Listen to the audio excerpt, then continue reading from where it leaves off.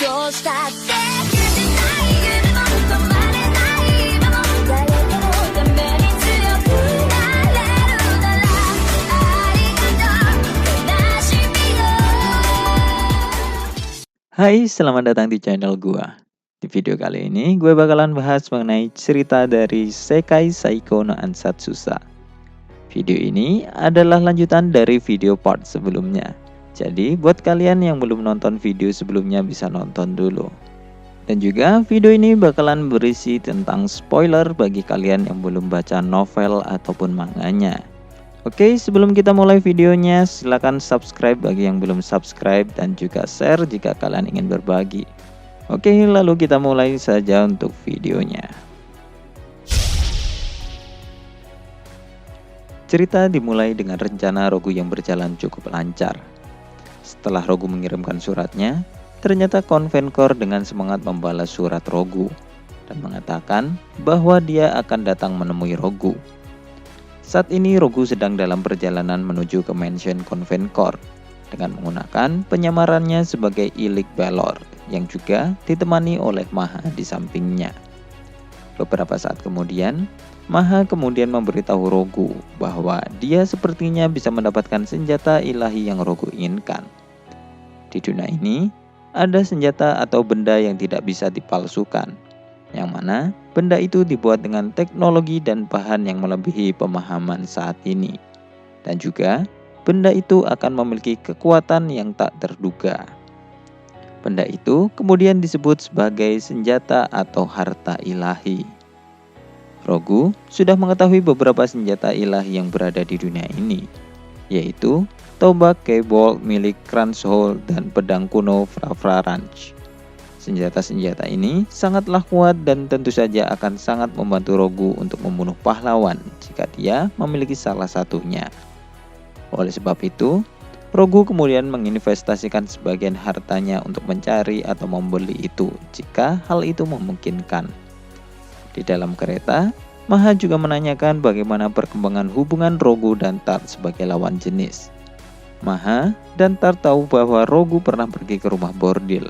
Dan saat Rogu pergi ke rumah bordil atau menemui Diavicorn, Tart terlihat seperti akan menangis. Karena sebenarnya, Tart ingin membantu kepuasan Rogu juga. Lalu, Rogu kemudian menjawabnya bahwa dia dan Tart tidak memiliki perkembangan romantis, karena mereka adalah keluarga.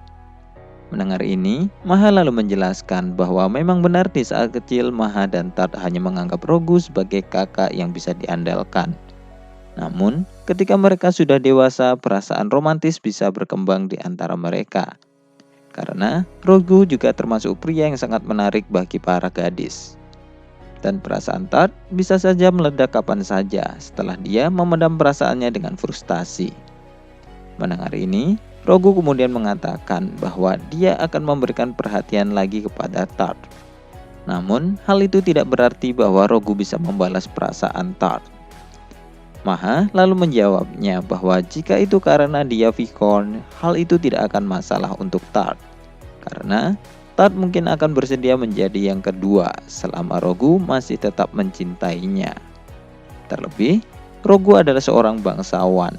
Jadi, tidak masalah baginya untuk mempunyai selir. Dan lalu, Maha menyuruh Rogu untuk memperhatikan dua gadis lain yang mencintainya, selain Diavicorn. Mendengar kata dua gadis, Rogu kemudian menjadi agak bingung. Dan Maha lalu mengatakan bahwa dia juga mencintai Rogu. Dan setelah persiapannya selesai, Maha akan mendekati Rogu secara penuh. Maha berniat untuk mengembangkan kemampuannya dan lalu menjadi orang yang begitu penting sehingga nantinya Rogu tidak bisa untuk menolaknya. Dan beberapa saat kemudian, mereka berdua akhirnya mencapai wilayah Venkaur. Wilayah itu cukup subur dengan lahan pertanian yang cukup luas. Dan saat Rogu memulai memasuki wilayah, kemudian ada beberapa penjaga yang mendatanginya. Rogu kemudian menunjukkan undangan dari Nyonya Venkor untuk melakukan pertemuan eksklusif produk terbaru dari Natural You. Dan lalu, prajurit itu lalu memandu mereka ke dalam mansion, yang mana cukup megah dan mewah. Nyonya Venkor lalu menyambut Rogu dengan senang, dan lalu membawa mereka ke dalam mansion. Dan lalu, Rogu dan Maha terus memuji Nyonya Venkor untuk membuatnya merasa senang dan lalu menggunakan beberapa kesempatan untuk mengorek informasi. Dan akhirnya, Rogu mendapatkan informasi bahwa Kon Venkor sering minum anggur di balkon sebelum tidur. Dan dari percakapan itu juga, Rogu tahu bahwa nampaknya istrinya tidak mengetahui tentang bisnis yang dilakukan oleh Kon Venkor, yang mana sudah membuat banyak tentara mati karena informasi yang dibocorkan. Dan juga banyak anak muda yang rusak karena narkotika. Dan lalu, akhirnya 3 hari sudah berlalu sejak pertemuan itu. Rogu dan Tart saat ini kembali menuju ke mansion Kon Venkor. Tart tidak ikut dalam pertemuan sebelumnya. Namun, sekarang dia ikut karena kemungkinan kemampuan Tart sebagai asistennya berguna bagi Rogu. Rogu dan Tart saat ini mencari tempat bersembunyi yang berjarak 300 meter dari mansion. Dan lalu mereka kemudian menemukan rerumputan tebal di sebuah bukit. Rogu juga menggunakan kemampuan sihir tanahnya untuk menyempurnakan kamuflase mereka. Dan lalu, pada malam harinya keamanan di mansion tampak terlihat meningkat. Dan itu menandakan bahwa Kon Venkor sudah kembali. Rogu kemudian bersiap dan menyengkram pistol sihirnya yang sudah penuh dengan peluru tungsten. Tart lalu berjaga di sekitar Rogu juga. Sementara Rogu akan berfokus membidik ke arah mansion. Dan lalu, beberapa saat kemudian ada seorang pria gemuk yang keluar dari balkon sambil meminum anggur dan menatap bulan. Kon Venkor tidak terlalu banyak bergerak, yang mana mempermudah Rogu untuk menyerangnya sekarang. Rogu kemudian menembakkan pelurunya, dan karena saat ini tidak ada angin kencang yang menghalangi pelurunya, peluru itu kemudian melesat kurang dari 1 detik dan lalu mengenai target dengan tepat. Peredam suara di dalam senapan juga sangat membantu untuk menyembunyikan keberadaan mereka. Dan setelah target dieksekusi, Rogu dan Tart kemudian pergi. Tidak ada konsep penembak jarak jauh di dunia ini. Jadi, para penjaga hanya akan mencari pelaku pembunuhan di area perkebunan mansion saja. Dan juga peluru milik Rogu menembus tengkorak dan juga dinding, yang mana orang dunia ini tidak akan tahu penyebab kematian karena peluru itu. Lalu berbeda ketika Rogu membunuh di kehidupan masa lalunya. Sekarang tubuh Rogu merasakan sesuatu yang aneh dan dia sulit bergerak seperti merasakan ketakutan. Tart yang melihat ini kemudian memeluk Rogu untuk menenangkannya. Rogu lalu juga mengikuti instingnya dan membalas pelukan dari Tart. Pembunuhan pertama Rogu telah berhasil dan itu sesuai dengan permintaan kerajaan, yang mana memberikan contoh untuk apa yang akan terjadi jika para bangsawan berani bertindak di luar kewajaran. Dan karena tidak ada bukti tentang ikut campurnya keluarga kerajaan, para bangsawan tidak bisa mengatakan apapun. Dan mereka akan menjadi takut untuk melanggar batasan mereka. Dan lalu, selama perjalanan kabur dari wilayah Venkor, Rogu kemudian memikirkan tentang senjata pemusnah yang menjangkau apapun dalam ratusan meter yang akan dia uji di pulau yang sudah disiapkan Maha. Dan Rogu kemudian berharap bahwa sihir itu akan berguna untuk membunuh pahlawan di masa depan. Lalu, 3 bulan sudah berlalu sejak pembunuhan pertama Rogu. Selama waktu itu, Rogu menghabiskan waktunya dengan berlatih dan mengembangkan sihir dan juga serta melakukan 2 pembunuhan lainnya. Yang mana hal ini menjadikan indikator bahwa kerajaan Alviana tampaknya sudah mulai membusuk.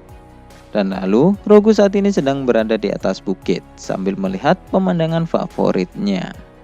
Dan beberapa saat kemudian, Tart dengan ceria datang dan mengatakan bahwa dia sekarang sudah berhasil mengalahkan Ronah. Dan dengan ini, maka kemampuan Tart sudah bisa menangani 1 kesatria. Meskipun hanya anggota keluarga cabang, Ronah adalah salah satu penyihir keluarga Tower Heads yang mendapatkan pelatihan berkualitas tinggi. Dan juga, level kekuatan Ronah cukup untuk menyaingi kesatria terkuat di negara ini.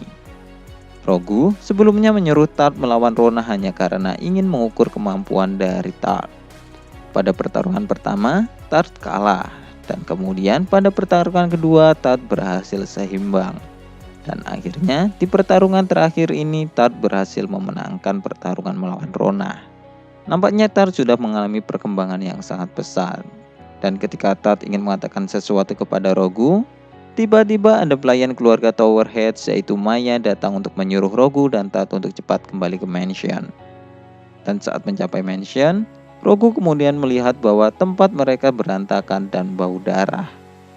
Melihat ini, Rogu kemudian bergegas untuk menemui ayahnya dan lalu bertanya tentang apa yang sudah terjadi.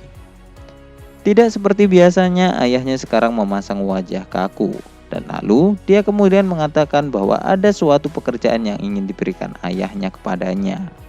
Dan itu adalah membunuh seorang putri kerajaan tetangga, yaitu Dia Vicon. Mendengar ini, Rogu kemudian menjadi kaget dan merasakan sakit pada hatinya karena dia tiba-tiba disuruh membunuh orang yang disukainya. Rogu kemudian bertanya tentang alasan mengapa Dia Vicon harus dibunuh. Terlebih, dia adalah putri kerajaan lain. Rogu kemudian juga menebaknya bahwa apakah ini karena perang saudara yang terjadi di sana, dan juga apakah kekalahan keluarga kerajaan menyebabkan semua ini. Rogu nampaknya mengetahui ini dari jaringan informasi perusahaan Balor, dan Rogu sebenarnya juga sempat mengunjungi dia. Namun, dia mengatakan bahwa dia baik-baik saja dan menyuruh Rogu untuk tidak menemuinya sampai masalah itu selesai. Mendengar apa yang dikatakan Rogu, Kain kemudian merasa lega bahwa Rogu mempunyai beberapa informasi itu. Dan lalu, Kain kemudian akan melanjutkan cerita itu dan mengatakan bahwa keluarga Vicon adalah keluarga yang mendukung kerajaan. Dan karena kerajaan mengalami kekalahan, Kon Vicon harus kehilangan setengah dari kekayaan dan juga tanahnya. Namun, tidak hanya itu, ternyata para bangsawan yang serakah di sana kemudian mulai memperebutkan Dia Vicon.